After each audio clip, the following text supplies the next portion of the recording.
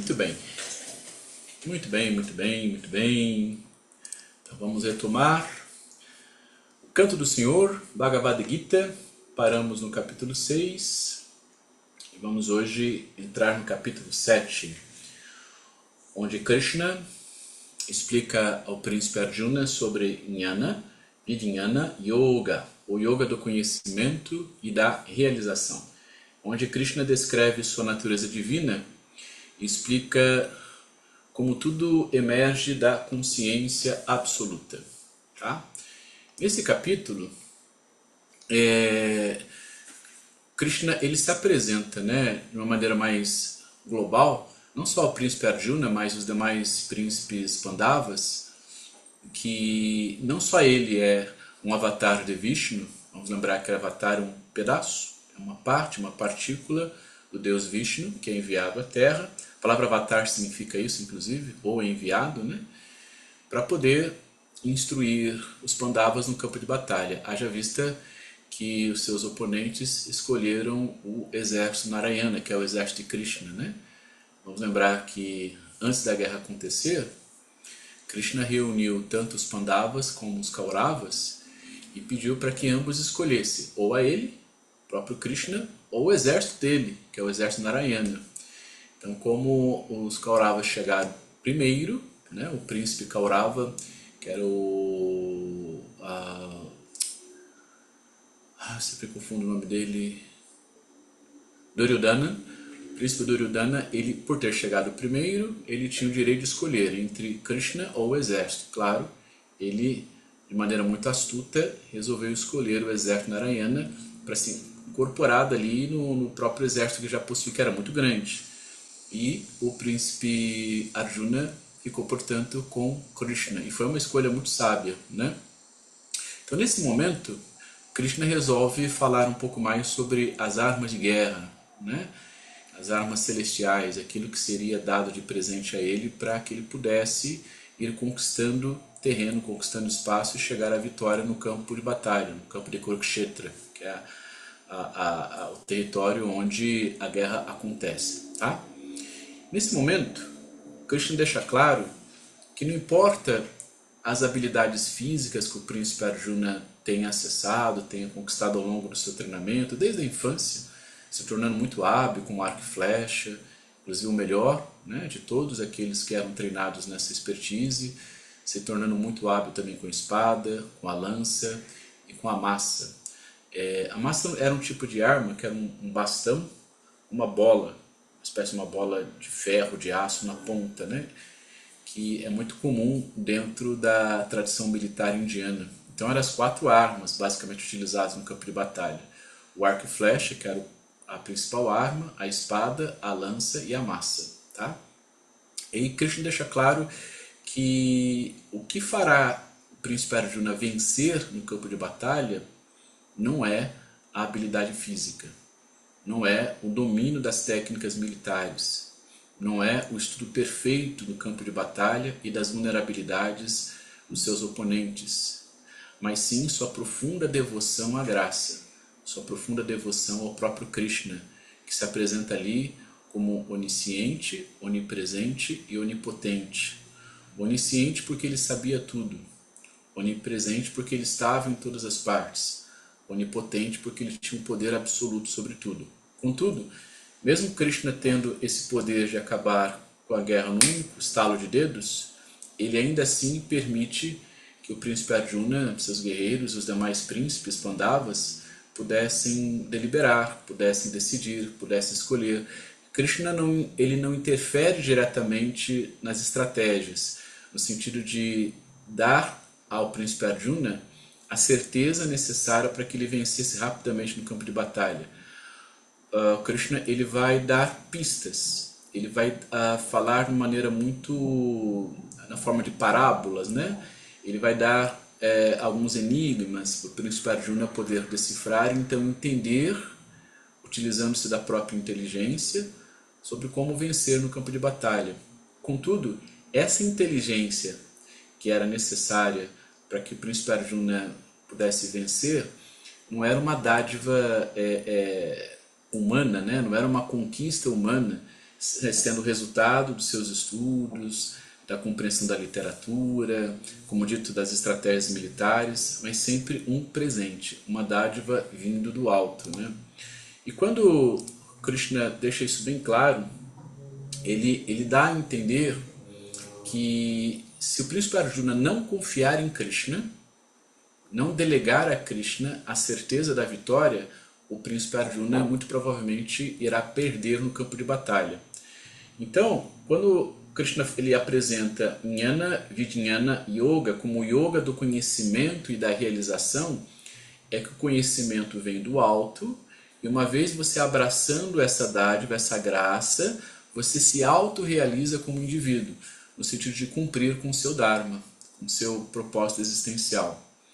Dito de outro modo, se nós não abraçarmos a fé, a devoção, a crença no sobrenatural, no transcendental, que a nossa vida não se limita apenas à matéria, né? Aquilo que é palpável, que é sensível aos órgãos de percepção, ou seja, que a vida não é somente aquilo que eu vejo, que eu ouço, que eu cheiro, que eu saboreio, que eu pego, é através desses órgãos que eu aprendo sobre a vida material, eu não vou conseguir vencer no campo de batalha. Trazendo isso para a nossa vida cotidiana, o yoga do conhecimento e da realização, ele está intimamente ligado com o seu treinamento espiritual. E a gente pode, caso você não tenha uma inclinação à espiritualidade, tem uma visão de mundo mais ateísta, mais materialista, você pode substituir a palavra espiritual todas as vezes que o texto apresentar por mente, porque na antiguidade mente, espírito e alma basicamente eram a mesma coisa, tá? Vamos lembrar que a mente é algo não físico, é algo imaterial e obviamente é algo transcendental. O cérebro é físico, mas a mente não. A mente está em todas as partes. Em nós a mente está na maneira como falamos, como nos vestimos, como comemos, está nos nossos cabelos, nossos olhos, no nosso corpo como um todo, em cada célula do organismo, os pensamentos que projetamos no mundo, nas palavras que fazemos, nas ações que realizamos. A mente está em tudo isso e vai além disso, né? Então, você entregar, você confiar que uma vez sendo devoto, uma vez sendo crente de uma graça divina, de uma dádiva que vem do alto, a probabilidade de você vencer é muito maior. E Krishna deixa claro que se realmente o príncipe Arjuna confiar na providência divina, não importa quantas batalhas no dia a dia ele vai ali perder, porque ele vai ter algumas derrotas, no final ele vencerá a guerra, né? Afinal, o que torna um guerreiro digno de ser chamado como um guerreiro não são as batalhas que ele trava, mas a guerra final que ele vence, né? Que é no dia a dia ali, obviamente, que ele vai se forjando, ele vai se condicionando, ele vai se aprimorando como um guerreiro. Então, o capítulo ele resume dizendo que o verdadeiro conhecimento ele vem do alto, é um presente que nos é dado. E esse conhecimento que nos é ofertado, ele é articulado pela nossa inteligência, que é também uma dádiva. E uma vez articulando esse conhecimento que vem do alto pela nossa inteligência, nós conquistamos a nossa realização pessoal, encontramos o nosso sentido existencial. Então o capítulo é dedicado a isso, tá? Eu vou pedir para que vocês deixem o microfone de vocês desligado para não picotar, e se vocês tiverem dúvidas, é só abrir o microfone e me perguntar aqui a qualquer momento, tá? No capítulo 8, Krishna vai apresentar o Aksana Brahma Yoga, o Yoga de Brahman imperecível. Aborda temas como a morte, a transcendência, a consciência e o estado mental que conduz à libertação final. O primeiro tema sobre a morte, né?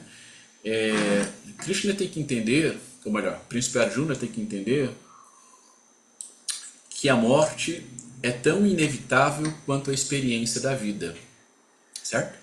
A morte, obviamente, é uma das certezas que temos na vida, talvez uma das mais importantes, e que todo ser humano, todo indivíduo, principalmente todo guerreiro no campo de batalha, morre, mas nem todo guerreiro vive.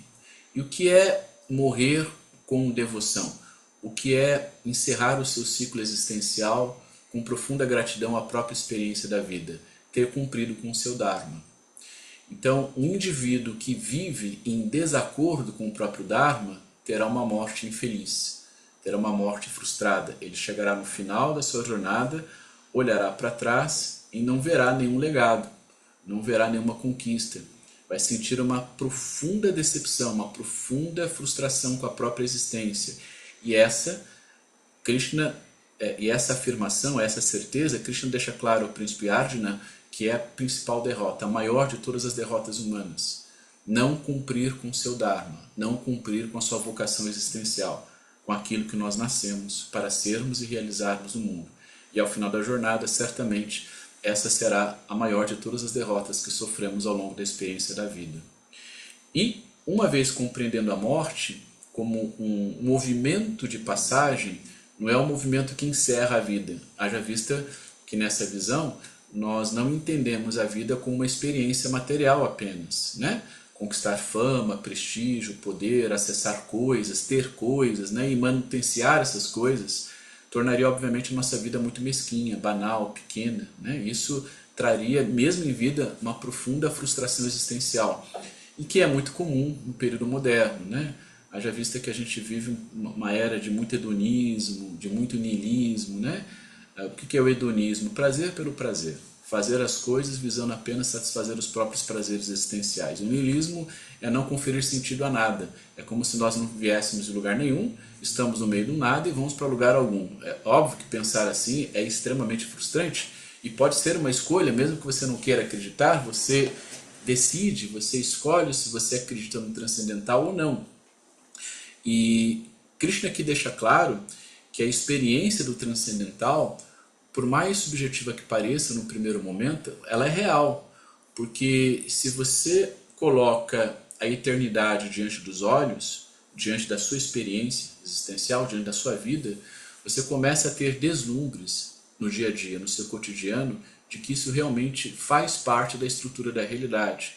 Não é uma conjectura mental apenas, não é uma ideia que a gente alimenta para anestesiar uma possível frustração de não termos vindo de lugar nenhum, estamos no meio do nada e vamos para lugar algum. Isso é realmente algo palpável, você percebe na vida material. E como você percebe isso?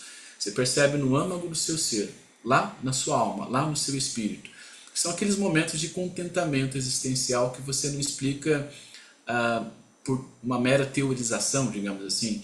Tem muitas experiências que temos na vida que a gente não explica em palavras. E se a gente tentar explicar essas experiências, né, em palavras, elas perdem a sua substância, perdem o seu significado. É tipo explicar o fenômeno do amor em suas várias escalas, né? O amor ele tem uma hierarquia, desde o amor mais basilar, mais físico, né, mais primitivo, que é aquele alicerçado ao desejo ou à paixão, ao amor mais sublime, mais sutil, que é aquele que os gregos chamavam de amor ágape, que é muito próximo do amor transcendental proposto aqui por Krishna ao príncipe Arjuna. Então você começa a mudar o seu ponto de vista em relação às circunstâncias, inclusive em relação aos conflitos, às crises, às dificuldades, aos problemas, ou seja, às batalhas que nós travamos todo santo dia, né? E a gente começa a gerenciar o sofrimento e as dores existenciais de uma outra forma. A gente não evita mais o sofrimento tentando fugir dele como se não fosse possível sofrer, mas então agora nós abraçamos as dores, nós abraçamos o sofrimento como parte do processo evolutivo de maturidade espiritual, né? Então a gente percebe um diálogo do mundo transcendental ocorrendo o tempo todo com o mundo material, desde que haja uma abertura do nosso coração para isso. O que é a abertura do coração? É a abertura da alma, a abertura do espírito, olhar para as coisas reais em profundidade, não apenas na superficialidade material, da forma como a materialidade se apresenta para nós. Todo objeto tem uma profundidade substancial ali, todo objeto tem uma dádiva divina de sua criação. E se a gente consegue olhar para isso em profundidade, a gente começa a ter deslumbres do que é a vida transcendental. E em paralelo a isso, claro, se há uma abertura para o transcendental, o nosso horizonte de consciência expande. O que é expandir o horizonte de consciência? É não olhar apenas para o próprio umbigo, achar que o mundo existe para te servir, achar que o mundo está em torno do seu próprio umbigo. Então, quando o horizonte de consciência expande, a sua inteligência expande, a sua sabedoria expande, a sua capacidade de compreender o mundo se expande, a sua relação com o mundo fica mais profunda, mais adequada, mais correta, e o diálogo entre o transcendental e o material ocorre numa sintonia muito mais profunda também. Tá? E é isso, claro, quando o nosso horizonte de consciência expande, o nosso estado mental, ou podemos entender também como estado espiritual, nos conduz à libertação final. Tá? Krishna vai falar um pouco mais sobre a libertação, que no yoga temos dois termos, né? Nos Yoga Sutras de Patanjali, esse estado de libertação é chamado de Kaivalya, que é uma libertação, uma visão um pouco mais naturalista, né? Mais macrocósmica, digamos assim, onde somos constituídos da mesma matéria-prima que todo o universo, e uma vez havendo uma comunhão com essa matéria-prima original, ocorre a libertação do indivíduo. Já para a Bhagavad Gita, essa libertação tem um outro nome, né, que é moksha, que aí é a libertação espiritual mesmo, né? Quando o espírito deixa de ser controlado por Maya, pelas ilusões, por tudo aquilo que é vil, injusto, incorreto, falso, mentiroso. Então, quando há um desprendimento de Maya, e para isso é necessária uma devoção profunda, há, portanto, moksha. Mas moksha e kaivalya, moksha para a Bhagavad Gita e Kaivalya para os Yoga Sutras são sinônimos, sugere a mesma coisa, tá? Em Kaivalya tem uma conotação mais mental, mais técnica, mais natural, e moksha tem uma conotação mais divina, sacralizada e espiritual, tá? O que é o yoga do Brahman imperecível, né? Porque Brahman, ele é o arquétipo do princípio de tudo, do criador de tudo, aquele que deu início a tudo, né? Então Brahma, ele é equivalente para nossa concepção, não é o mesmo Deus que nós ocidentais entendemos, que é o Deus abraâmico, né? Um Deus pessoal, um Deus material, um Deus onde eu possa dialogar, onde nós, seres humanos, fomos feitos à imagem e semelhança dele. Brahman já é um pouquinho diferente. Brahman é um Deus impessoal, ou seja, você não consegue se comunicar com ele, imaterial, você não o percebe na matéria, né? E, portanto, quando há essa libertação do indivíduo, o seu espírito retorna para Brahman, que é simbolicamente, em muitas iconografias, apresentado como uma espécie de nuvem cósmica. Então nós somos reabsorvidos por essa nuvem cósmica, isso na visão da Bhagavad Gita, tá? Então percebe que Krishna ele está lapidando o discernimento espiritual do príncipe Arjuna, ou o discernimento mental do príncipe Arjuna, para que ele enxergue além das aparências. Porque as aparências, no primeiro momento, na visão da Gita, é sempre uma grande ilusão. As aparências nos são ofertadas por Maya, mas é necessário romper esse véu de aparências para que possamos enxergar a verdade das coisas tais como elas são. E para isso é necessário uma entrega, uma devoção, uma abertura espiritual. Tá? No capítulo 9, Krishna vai falar sobre o Raja Vidya Raja Gukya Yoga, o yoga do conhecimento supremo e do supremo mistério. Um dos capítulos mais profundos da Gita, Krishna revela a dimensão universal do divino e a importância da devoção sincera. Bom, aqui Krishna ele introduz o príncipe Arjuna nos mistérios universais, que são mistérios atemporais. E se são mistérios, eles são indecifráveis. E uma das grandes angústias da inteligência humana é tentar decifrar aquilo que é impossível de ser decifrado. E por não poder fazê-lo, ele começa a criar justificativas ilusórias para poder se satisfazer, que é o que acontece muitas vezes. Quando não compreendemos algo a nível metafísico, sobrenatural, transcendental, a gente sempre reduz a nossa inteligência a uma tentativa muito barata, muito supérflua de compreender aquilo na esfera material, né? Na esfera imanente, sensível. E é claro que essa redução, por si só, já reduz o nosso horizonte de consciência, já reduz o nosso discernimento, já reduz a nossa capacidade de contemplar aquilo que os meros olhos humanos não são capazes de ver. Mas que contemplação é essa? Ao contemplar os mistérios do universo, O que nós contemplamos, obviamente, não são as causas desses mistérios que são indecifráveis a nós, mas sim os seus efeitos. Por exemplo, a vida na Terra é um milagre em todos os aspectos, né? Quando sentimos o frescor do ar, o ar que respiramos, a água que bebemos, o sol que nos ilumina e anima a vida da Terra, haja vista que sem sol a vida não existiria, a natureza, os animais, as pessoas, as maravilhas que nós conseguimos produzir, e mesmo nós, produzindo essas maravilhas, não conseguimos chegar ao ponto de partida das causas primeiras que nos levaram a produzir tais maravilhas. A gente especula muito sobre isso. Há inúmeras teorias sobre isso, mas toda teoria é apenas uma teoria, né, para a gente poder tentar encontrar uma justificativa para aquilo que muitas vezes é inexplicável. Como dizia William Shakespeare, né, há mais mistérios entre o céu e a terra que a vã filosofia humana consiga explicar, né? Então, Krishna aqui ele fala para o príncipe Arjuna a não se deter tanto em querer encontrar respostas justificativas em territórios, em dimensões onde essas respostas justificativas não nos cabem. Inclusive ele avança dizendo que se nós fôssemos capazes de perceber apenas um pequeno aspecto, uma pequena chispa das causas primeiras dos mistérios universais, a nossa mente iria se diluir, o nosso corpo iria desaparecer, se desintegrar. Nós não temos essa capacidade, nós não temos condições nem físicas e nem transcendentais para que neste mundo, enquanto seres viventes, conseguíssemos ali ter qualquer tipo de acesso a essas causas primeiras dos mistérios universais, né? E Krishna vai avançar um pouco mais. Ele fala que a importância da devoção sincera nos aproxima de uma contemplação mais profunda com os efeitos, né, com os resultados dessas causas primeiras, desses mistérios universais que são indecifráveis.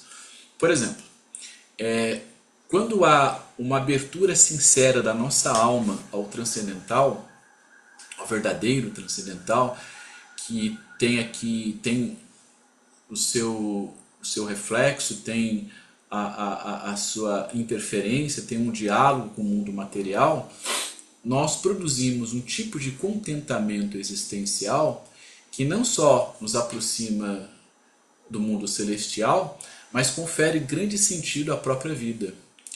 E aí que muitos céticos se debatem, porque eles tentam explicar o fenômeno da fé, o fenômeno da devoção, de milagres que acontecem o tempo todo, de coisas que acontecem com os seres humanos e com a própria natureza que são inexplicáveis dentro do horizonte da ciência, como sendo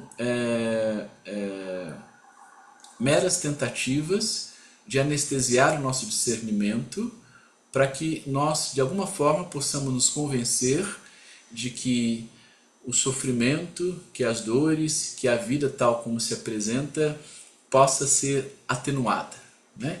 Então, todo cético, em qualquer área, viu, ele tem uma tendência muito grande de fugir do sofrimento e abraçar o prazer.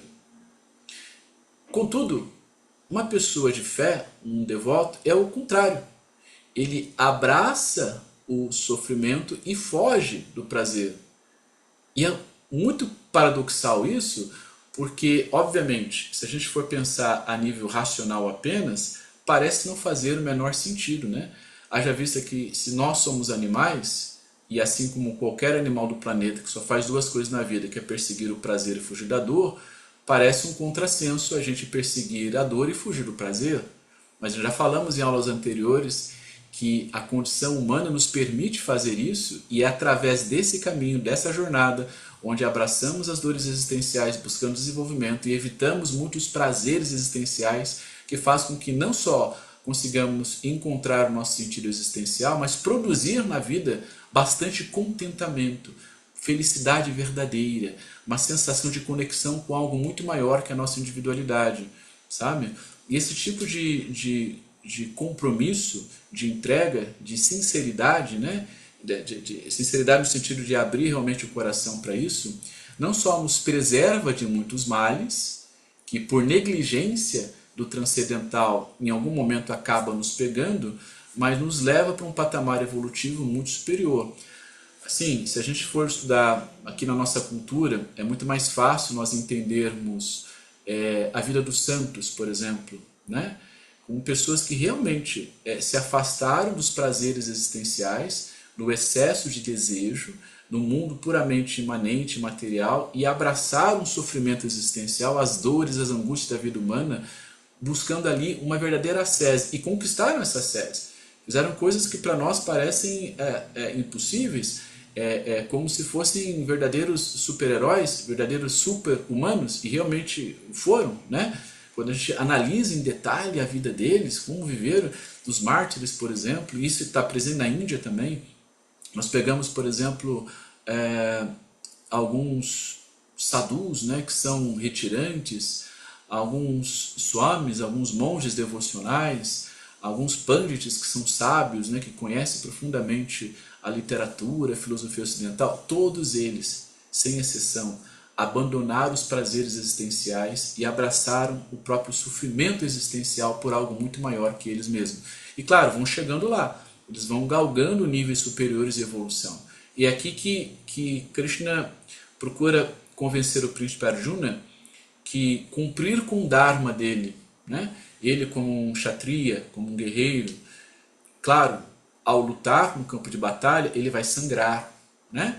Ele vai cansar, ele vai ter fome, ele vai ter sede, vai ter frio, ele corre o risco de morrer, vai matar muitas vezes ali, como falamos nos capítulos anteriores, primos, tios, parentes, né, amigos, pela questão da guerra, pelo cenário da guerra em si, ou seja, há muito sofrimento embutido nisso tudo. E esse sofrimento embutido em Kurukshetra, que é o campo de batalha, ele traduz a nossa vida cotidiana. É claro que no dia a dia, no mundo moderno, cercados por um excesso de conforto, né? Todos nós estamos dentro desse excesso de conforto, as nossas guerras são outras, as nossas batalhas são outras, mas ainda assim elas estão presentes. As guerras não são mais a nível físico, eu não tenho que caçar, ficar dias sem comer, fugir de predadores naturais, ir para uma guerra verdadeira, né?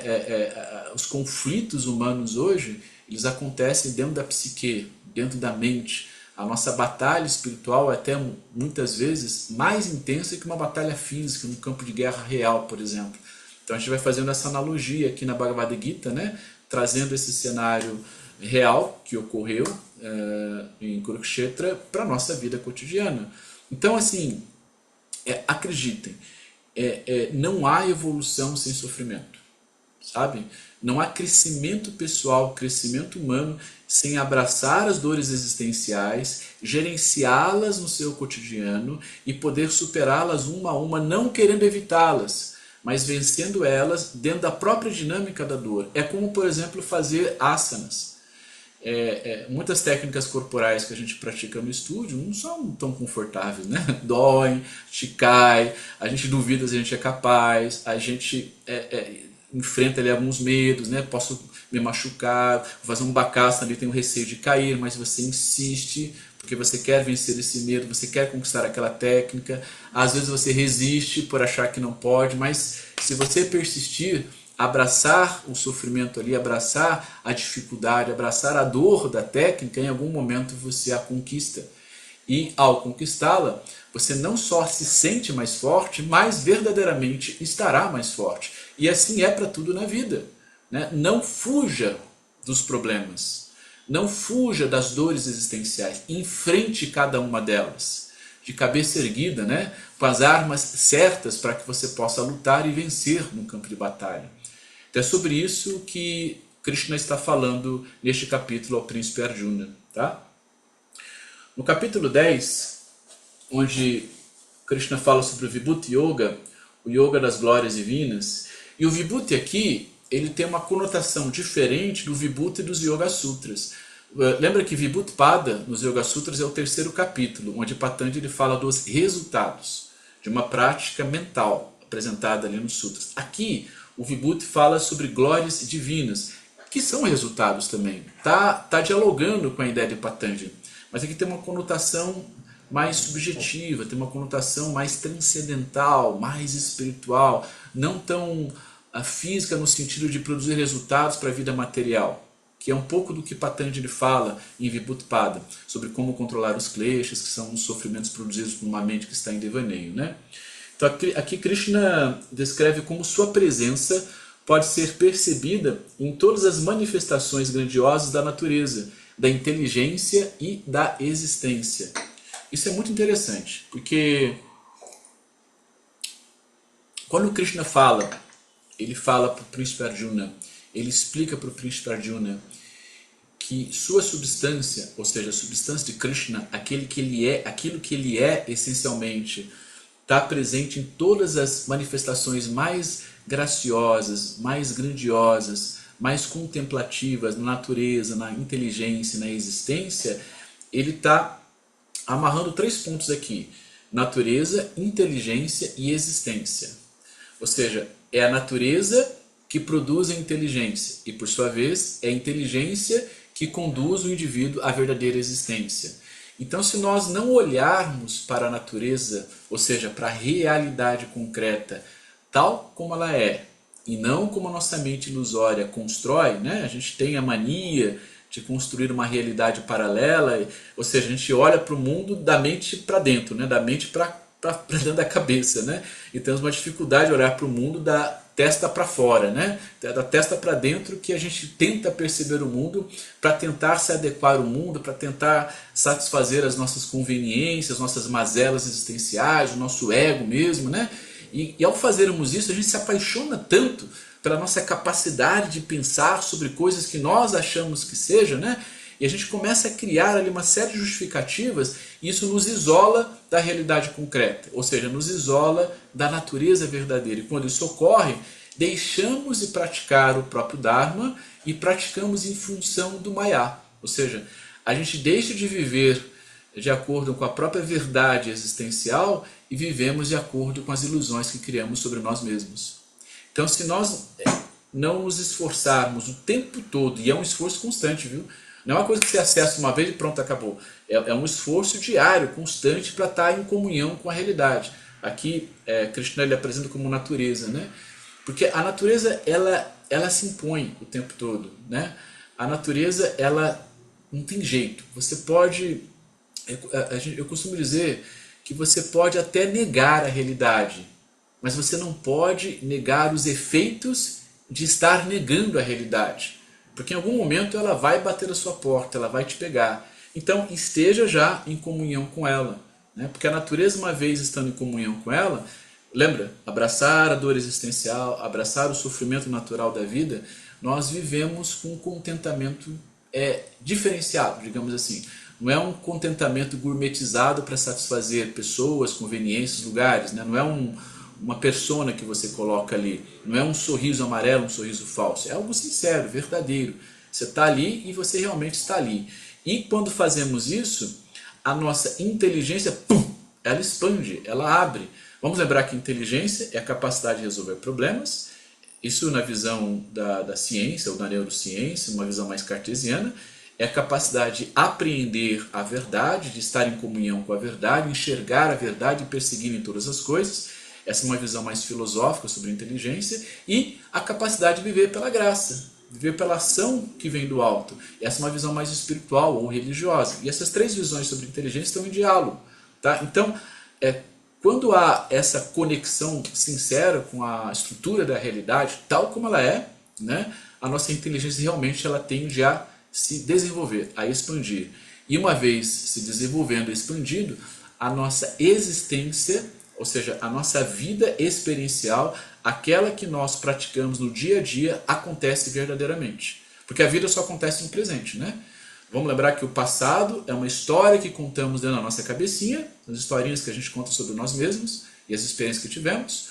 O futuro é algo que tem o costume de cair em meio ao vão, e a nossa mente adora ficar flutuando na linha do tempo, tem uma dificuldade muito grande de estar conectado com o presente. Portanto, é sabido que é só no presente que a vida acontece, que a realidade pode ser percebida. É tão importante isso que a palavra associada aqui a esse estado existencial é presente. Se é presente, é uma dádiva, é algo que lhe foi dado, é um presente. Então, contemple esse presente, aprecie esse presente, desfrute desse presente, não importa onde você esteja. Tem uma iconografia hindu sobre isso, muito interessante, que traduz um mantra, um dos mantras, né? Aquele mantra, Loka samasta sukhino bhavantu, ele tem duas interpretações, né? Que todos os seres sejam livres e felizes. Mas tem uma mais profunda, mais antiga, que diz assim, não importa onde eu esteja, aqui e agora é o melhor lugar para se estar. É bonito isso, né? Quando tudo é conveniente, mas e quando não é conveniente? Aí a imagem que associa isso é um yogi enterrado de ponta cabeça dentro de um buraco e ele está sorrindo. Porque não importa onde eu esteja, aqui e agora é o melhor lugar para eu estar. Por quê? Porque eu estou vivo. E se eu estou vivo, eu contemplo a experiência da vida. Né? Isso é algo para a gente refletir, sabe? Para a gente meditar a respeito. Isso nos ajuda a parar de resmungar, parar de murmurar, parar de reclamar. E se a gente para de murmurar, reclamar, resmungar, nossa, a gente dá um salto evolutivo assim muito grande. A vida fica muito melhor, fica muito mais leve, fica muito mais solta. E aí você aprende com isso a lidar melhor com as adversidades, aprende a lutar melhor, né, a manejar melhor as suas armas dentro do campo de batalha, né? Sobre isso tem uma frase, um ensinamento que você sabe que a vida de um monge é uma vida de muita disciplina, né, de muita renúncia, né? Ele abandona muitas coisas relacionadas ao mundo material, né, por algo superior a ele mesmo. E geralmente as regras, as leis dentro de um mosteiro, não importa se é mosteiro religioso, filosófico, do Oriente, do Ocidente, são sempre muito severas, muito rigorosas. Mas no mosteiro de Santo Agostinho, que foi um monge católico do século III, norte da África, que foi um dos organizadores daquilo que viria a ser chamado de Europa depois, ele dizia, só tinha uma regra no mosteiro dele, é proibido resmungar. Interessante, né?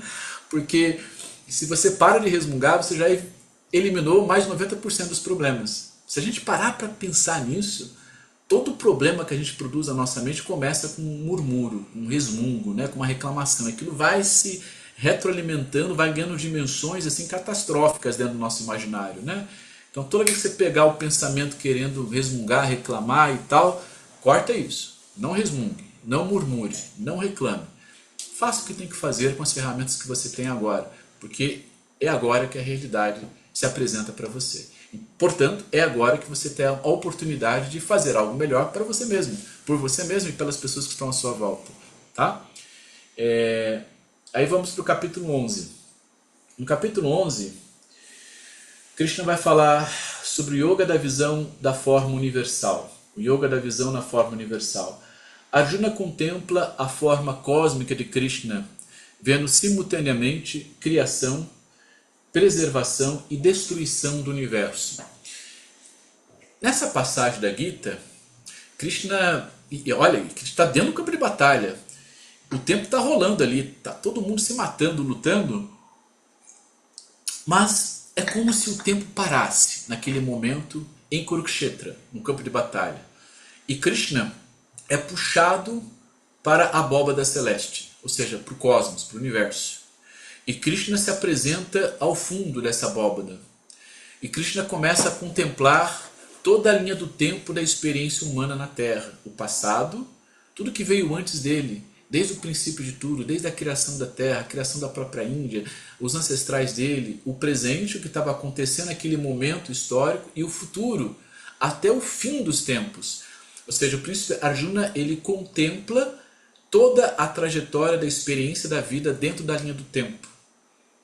Ou seja, essa experiência que ele teve o fez perceber que muitas das mazelas existenciais que deixavam ele angustiado, né, elas realmente não existem. Porque se somos parte de uma força cósmica, de uma inteligência superior que criou e ordena tudo isso, viemos dessa força e retornamos para ela. Ou seja, a vida na Terra, as batalhas que travamos ao longo de toda uma jornada, do começo, meio e fim, é, na verdade, um grande treinamento. Né? Ou seja, a experiência da vida, toda a vida, do começo ao fim, é um grande Kurukshetra, é um grande campo de batalha. Estamos sendo provados e testados o tempo todo. Estamos ou nos aprimorando ou nos apequenando dentro desse campo de batalha. Ou estamos cultivando a nossa coragem ou a nossa covardia. O que é cultivar a coragem? É cultivar uma vida virtuosa. O que é cultivar a covardia? É cultivar uma vida com vícios. Entrega, né? As paixões, desejos, prazeres e tudo mais. Então, uma vida virtuosa, uma vida onde você se esforça para perseguir as virtudes existenciais, é uma vida de coragem, é uma vida que vale a pena viver. Uma vida onde você sucumbe aos desejos, paixões e vícios, é uma vida covarde. E ao final da jornada, ao olhar para a sua trajetória, você terá ali a maior de todas as derrotas no campo de batalha. Ou seja, a guerra você perdeu. Você pode perder e ganhar algumas batalhas, mas se a tua vida não for plena, não for íntegra, ao final da jornada você perderá a guerra. Mas, se for uma vida cultivada por coragem, ou seja, por virtudes, ao final das batalhas, muitas ganhas, muitas perdidas, você vencerá a guerra. Né? E aí Krishna percebe que tudo que foi criado por essa inteligência primeira. Foi criado aqui por Brahman. Então, se foi criado, existe uma causa primeira que escapa à nossa compreensão. Ou seja, algo que é imortal e algo que é eterno. O que é imortal está fora da linha do tempo. E a única coisa eterna criada dentro da linha do tempo é a alma humana. Mas qual que é a diferença, né? Imortal está fora da linha do tempo. Deus é imortal. É a causa primeira, aquilo que os filósofos chamavam de motor primeiro, de causa primeira, né? Não está dentro da criação. Se tivesse, alguém o teria criado, né? Mas a criação está dentro disso que nós chamamos de linha do tempo. Tudo tem começo, tudo tem meio, tudo tem fim. Em escalas diferentes. A vida de uma formiga, a linha do tempo de uma formiga é infinitamente menor que a linha do tempo de um ser humano, que é infinitamente menor que a linha do tempo do planeta Terra, que é infinitamente menor que a linha do tempo do sistema solar, que é menor que todo o cosmos, e por aí vai. São escalas de tempo diferentes. E Krishna percebe isso. Percebe que na vida, na experiência da vida humana, de tudo que existe, só a alma humana é imortal. Ela nasceu, ela foi criada, mas ela viverá para sempre, por toda a eternidade. E quando tudo acabar, quando a experiência da vida acabar, a alma humana ainda existirá em um outro plano, fora da linha do tempo, aí dentro da linha imortal. Krishna percebe isso, sabe? Ele percebe em uma fração de segundo tudo o que aconteceu, tudo o que acontece e tudo o que acontecerá. Nesse momento, ele entendeu um dos mistérios da Trimurti Hindu. A Trimurti Hindu, que é formado por Brahma, Vishnu e Shiva. Brahma, portanto, é o começo de tudo, é o princípio, aquele que criou e que está fora da criação, né? Ele entende Vishnu. Vishnu, ele é aqui o gerente, aquele que gerencia a vida, que manutencia a vida. Por isso que Vishnu é simbolicamente representado pelo Sol. Vishnu mora dentro do Sol. Por que no Sol? Porque é o Sol que fisicamente alimenta a vida na Terra, né? Sem o Sol a vida não existiria, né? Não existiria nada na Terra sem o Sol, sem o calor, sem a energia do Sol. Inclusive quando nós comemos, nós não somos árvores para fazer fotossíntese, né? Então nós temos que comer coisas para que o nosso organismo quebre as moléculas solares impregnadas nessas coisas, no alimento, e possam, portanto, se transformar em energia, né? Então, ou seja, Vishnu é responsável pela manutenção da vida do começo, meio ao fim, até chegar ao final cósmico, do ciclo cósmico que é representado por Shiva. Shiva é o grande destruidor, é aquele que destrói, desconstrói para renascer, para refazer. Então toda vez que há um movimento de desconstrução, de destruição, e aqui é destruição no sentido literal mesmo, tá? Catástrofes naturais, doenças, todo tipo de miséria que você possa imaginar que exista no mundo e realmente exista, aqui é representado pelo arquétipo Shiva. Shiva é o grande destruidor, porque esse ciclo pertence a esse princípio, meio e fim, assim como nós. Nós nascemos, nos desenvolvemos e fatalmente iremos morrer em algum momento. E é neste ponto que Krishna entende isso, ele compreende isso. Então, claro, muda toda a visão dele no campo de batalha, toda a visão dele no campo de batalha. Aí, depois que Krishna apresenta esse primeiro grande mistério e o revela, Krishna joga o príncipe Arjuna de novo para o Kurukshetra, para a vida material. Ele volta lá para o campo de batalha, só que agora o horizonte de consciência dele expandiu muito. A visão dele ampliou muito. A inteligência dele está muito mais aguçada. Portanto, as estratégias dele serão ali melhores trabalhadas. Tá? Já no capítulo 12, aqui Krishna fala sobre o Bhakti Yoga, que é o yoga da devoção. Krishna apresenta o caminho da devoção amorosa e da entrega espiritual como meio de união com o divino. Por que devoção amorosa, né? Para que você entenda que se revoltar contra a criação, se rebelar contra o Criador, é a pior coisa que você possa fazer, né? Porque quando falamos que Deus é amor profundo, amor verdadeiro, é uma grande verdade. E é tão verdade isso que Ele nos deu o poder da escolha, o poder de decidir se queremos amá-lo ou não, né? Porque se Ele nos obrigasse a amá-lo, não seria amor, não seria Deus, seria outra coisa, né? É como um pai amoroso mesmo. E todos nós já tivemos experiências parecidas. Eu, pelo menos, sim. Quando adolescente, né, revoltado com meu pai, achava que ele estava errado em tudo e eu estava certo em tudo, né, resolvi me aventurar pelo mundo. E meu pai, como um pai amoroso, o que ele fez? Ele me advertiu, falou, olha, não faça isso vai te trazer problemas, isso vai produzir dores, angústias, você vai passar por dificuldades. Mas, por ele ser amoroso, ele me deixou fazer aquilo que eu queria fazer. Ele não me obrigou a ficar, não me amarrou dentro de casa, não me algemou dentro do quarto, né? E ele sempre esteve de portas abertas, de coração aberto, né? Os braços abertos para mim. Então, o pai amoroso é isso.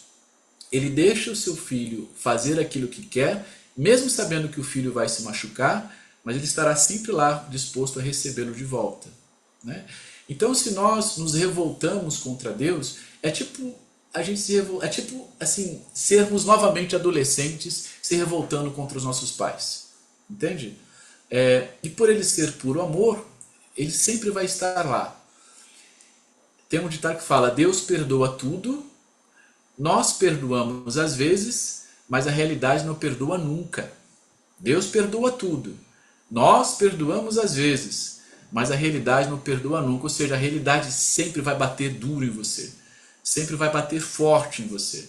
Se você não encontrar com as ferramentas certas, com as armas certas no campo de batalha, maneiras para poder articular a realidade na sua vida, você vai sofrer muito. Muito mais daquilo que a própria natureza existencial já confere à sua vida, né? Então, quanto mais a gente se revolta contra a natureza, quanto mais nos revoltamos contra Deus, mais sofrimento produzimos a nós mesmos. Mas, quando temos uma devoção amorosa a Deus, uma obediência verdadeira a Ele, um coração sincero aberto a Ele, os sofrimentos são menores. Nossas escolhas serão menos equivocadas. Não é que a gente não vai sofrer, vai, mas menos. Não é que a gente não vai errar, vai, mas menos. E a probabilidade de acertarmos mais diante do campo de batalha, né, conseguir vencer os inimigos que vão se apresentando ao longo da vida, acabam sendo muito maiores, porque eu terei ali as ferramentas certas, as armas certas, porque Deus está comigo. Krishna tenta deixar isso claro para o príncipe Arjuna, né? É uma devoção amorosa a ele, sincera, verdadeira. E quando essa entrega espiritual acontece de forma adequada, gera ali o que Krishna apresenta como Samyoga, que é a união, a integração, a afinidade com tudo aquilo que é superior à sua própria existência. Ou seja, muitos traduzem aqui, nessa parte em especial, a ideia de união como yoga. Mas eu já expliquei para vocês lá atrás sobre definições, né, do que é a palavra yoga, o que sugere a palavra yoga, como adequação, uso, ferramenta ou meio.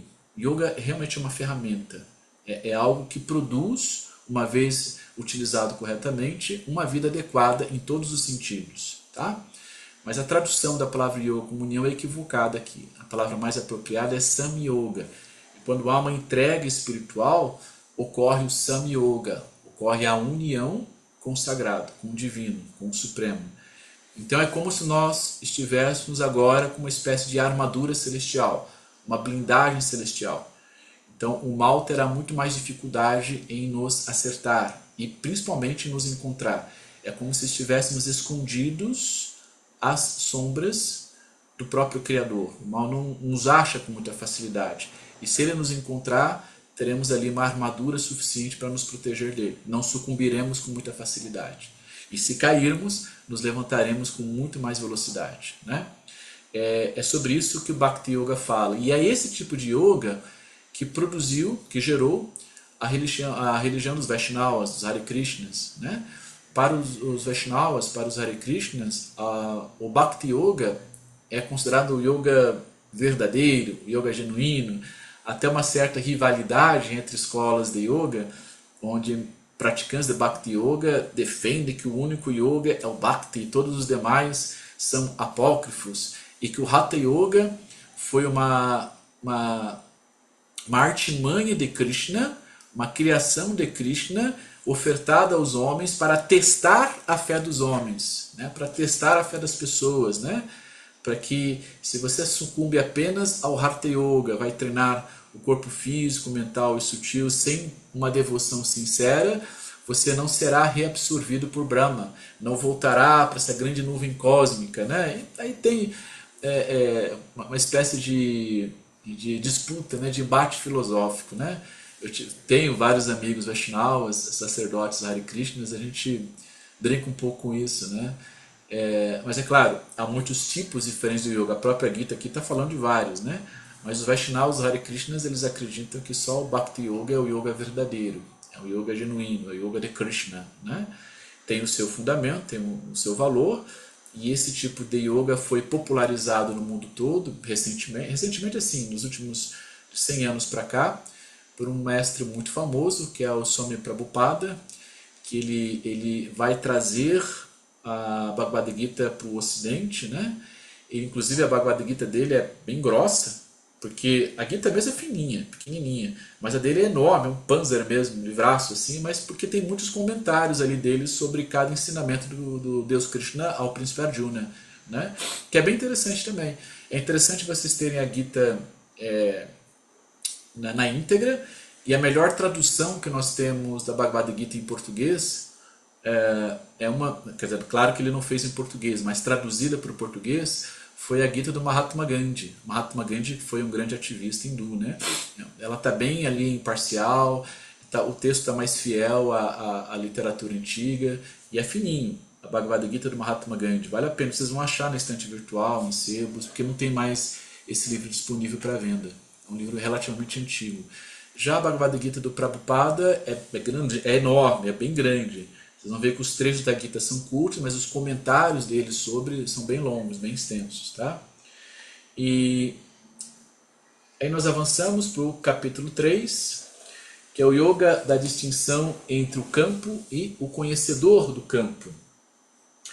Aqui, Krishna ensina o príncipe Arjuna a analisar a diferença entre o corpo, mente e consciência.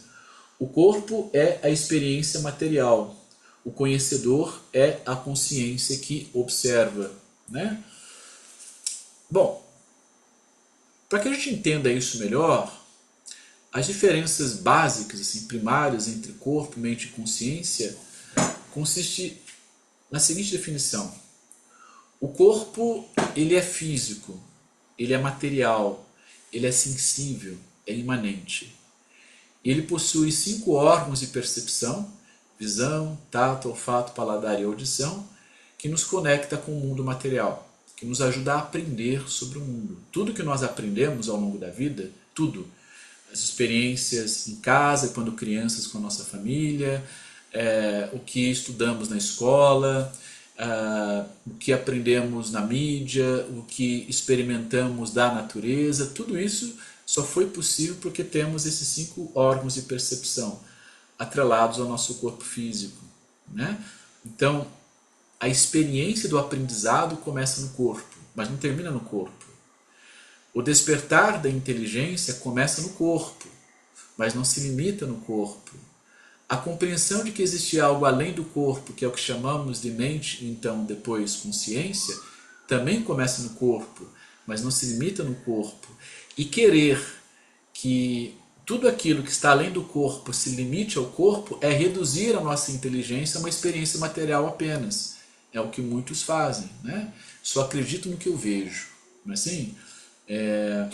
Eu só acredito naquilo que é comprovado cientificamente, não é assim? E é curioso essa afirmação, eu só acredito naquilo que é comprovado cientificamente. É incoerente essa afirmação, porque acreditar pertence ao verbo crer, e aquilo que a ciência faz e produz pertence ao verbo ter, né? Eu acredito, ou seja, se eu tenho fé, eu tenho crença. Se eu tenho uma prática espiritual, eu tenho crença. Se eu olho para o transcendental e coloco o eterno diante dos meus olhos, eu tenho crença. Mas na ciência, eu tenho que ter comprovações. Eu tenho que ter experiências comprovadas.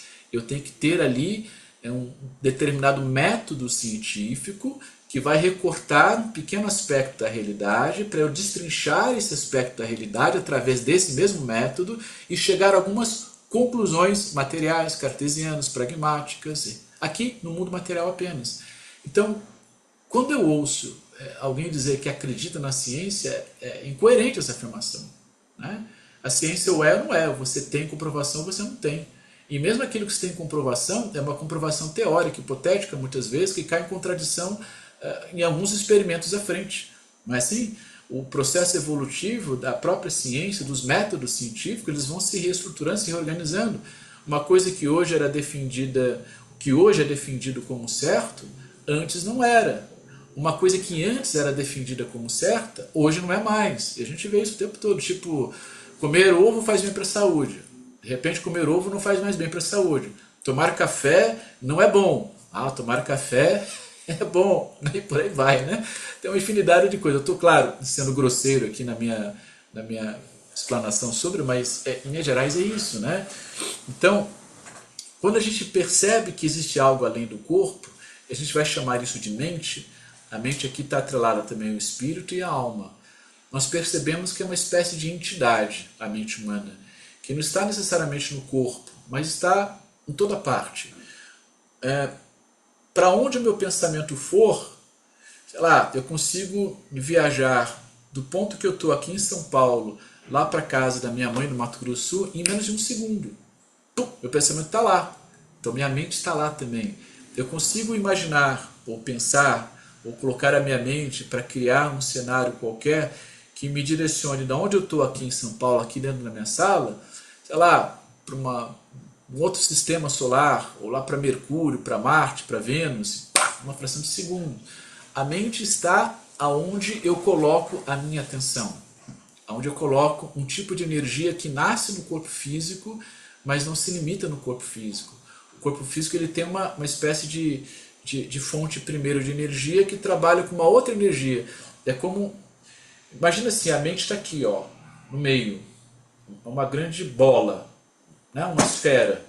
Aqui na parte inferior da esfera está o corpo. Aqui na parte superior da esfera está o espírito. Então a mente está dialogando, está fazendo com que o corpo se comunique com o espírito e vice-versa.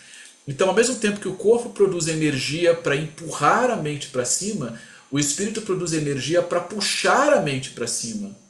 Entende? São duas forças contrárias ocorrendo simultaneamente e ao mesmo tempo. Então, todo processo de ascese é algo como treinar para subir, treinar para elevar. A ascese é sempre um movimento de ascensão. Precisa de duas forças, uma embaixo que te empurra, uma em cima que te puxa. Agora, se você tem uma força embaixo que te empurra, mas a de cima está neutra, você não a desenvolve, você fica ali, patinando, não vai. Mas se você tem uma força de cima que te puxa, mas embaixo há uma recusa, também não vai, né? Tem que ser as duas forças trabalhando simultaneamente. Então a nossa mente ela funciona como uma espécie de caminho condutor entre o corpo físico e o corpo espiritual. E o que seria essa mente também? Seria a nossa alma. É como se a mente fosse uma armadura uma roupa que envolve o espírito, e essa mesma roupa que envolve o espírito está envolvida pelo corpo físico. Então nós temos o corpo físico, dentro do corpo físico uma alma, e dentro da alma o espírito. E essa alma, essa mente é o que conecta o corpo físico com o espírito, e não deixa que um macule o outro. Entende? Nós temos um corpo físico denso e temos um corpo físico sutil. Então, quando percebemos isso, nós produzimos um outro tipo de consciência que nos conecta com tudo aquilo que está além do meu corpo. Um animal, por exemplo, ele não tem essa consciência. Um animal, por exemplo, não sabe se é inverno ou verão. Ele só sente frio ou calor. Um animal não sabe se o que ele está fazendo pode matá-lo no futuro ou não. Ele não tem, por exemplo, um registro histórico, não tem uma memória requintada. Um animal, ele é extremamente experiencial.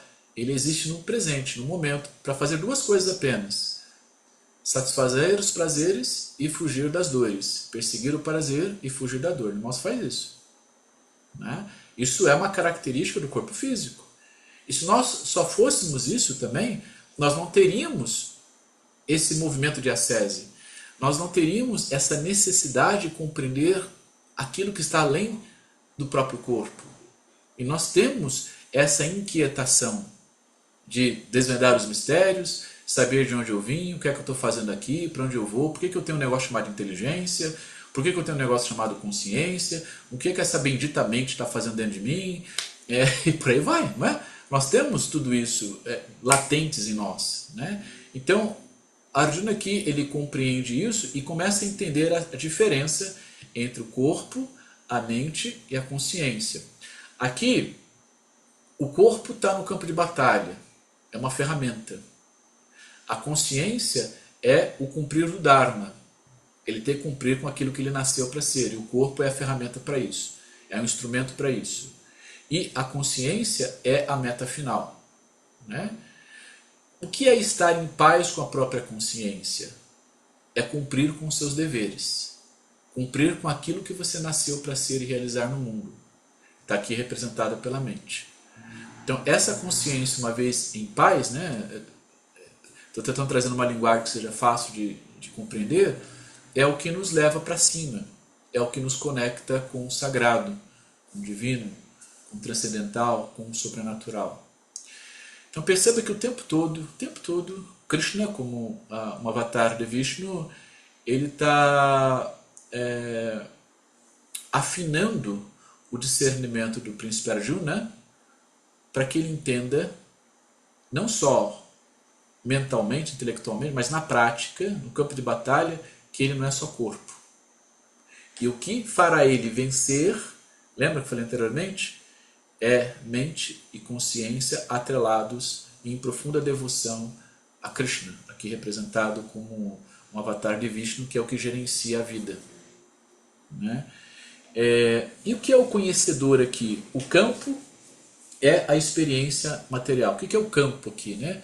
O campo é o Kurukshetra, é o campo de batalha, que assim, todos nós lutamos, não é? A gente percebe conflitos diários dentro do nosso território mítico.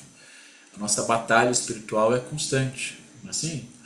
Então, se nós não lutarmos com as armas certas, o conhecedor, que é a consciência primeira, não se manifesta em nós.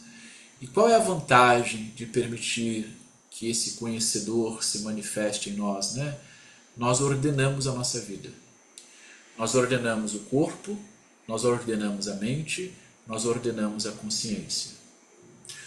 O conhecedor aqui, ele se dilui. É como se fosse dois em um. Tem uma influência, uma força do alto que nos puxa, e tem a nossa capacidade cognitiva, né? A nossa inteligibilidade de perceber a realidade e articular a inteligência em comunhão com essa força que nos puxa. Quando essas duas forças integram, o conhecedor, ou seja, a capacidade que você desenvolve de saber sobre as coisas, se amplia grandiosamente. Vai, assim, seu horizonte de consciência expande muito. O que é expandir o horizonte de consciência? É ampliar as suas circunstâncias, ampliar a sua capacidade de perceber aquilo que está em torno de você, que é onde a realidade se apresenta. Tá? Muito bem. Até aqui temos alguma perguntinha? Ó, aguardem aí, nós paramos aqui no Bhakti Yoga, tá? Depois, ou melhor, paramos no yoga da distinção entre o campo e o conhecedor do campo. Depois, na próxima aula, a gente continua do item 14, tá? Muito bem, se vocês tiverem alguma pergunta, algum comentário, podem abrir o microfone e perguntar. Eu não tenho. Entenderam até aqui? Sim, sim, sim. Tentando apresentar a Bhagavad Gita numa linguagem prática, acessível, porque a parte poética da Gita, né, o épico em si, que é muito lindo, né, os insights que a gente tem ali, as frases e tudo mais, é interessante vocês lerem, meditar a respeito e trazer aquilo para a vida de vocês, sabe? Assim, como é que aquilo se corresponde com as suas circunstâncias? Como é que eu traduzo isso aqui para minha experiência real, né? Essa parte é interessante. E aqui, na nossa vivência, a gente tem uma abordagem mais filosófica, né? Mais prática, mais sintética de cada capítulo, como entender isso dentro das nossas experiências. Pelo menos essa é a minha intenção. Eu espero que eu esteja conseguindo fazer isso com vocês. Tá? Nenhum comentário? Tá acessível para vocês assim? Tá chegando legal? Estão entendendo? E aí? Sim, e é muito visível como a gente pode aplicar isso na vida, né? Tanto que na semana passada, uma frase que ficou na minha cabeça foi aquela de focar no presente, sem se importar com o resultado, se preocupar com o nosso dharma, o nosso dever e fazer o melhor naquilo que a gente foi proposto para fazer. Isso ficou na minha cabeça e me ajudou muito, viu? Ah, que bom. Isso aí. Isso aí. Dê o seu melhor com as ferramentas que você tem hoje, para que dessa maneira não só você produza contentamento existencial no que faz, mas numa dinâmica crescente consiga produzir ferramentas melhores para dar melhor ainda. Né? É um processo evolutivo, né? De ascese. Tá? Isso aí. Muito bom. Se não temos mais perguntas ou comentários, vamos ficar por aqui. Ok? Muito Obrigada, obrigado. professor. Obrigado a vocês pela presença, pela confiança. Bom descanso e qualquer dúvida, me acione lá no grupo, tá? Até a próxima. Bom Até a Dharma. próxima. Boa Abração. noite.